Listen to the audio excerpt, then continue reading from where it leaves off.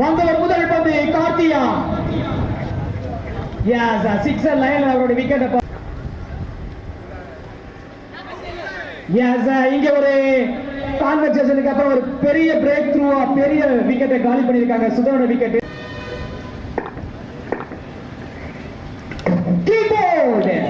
வண்டர்ஃபுல்லான ஒரு மேட்சுங்க. ஆஹா, மெய் மறந்து பார்த்துட்டு இருக்கேன். கான்ட்ரோவர்சி பேக்ல ஸ்கூப், கேட்சுக்கான வாய்ப்பு.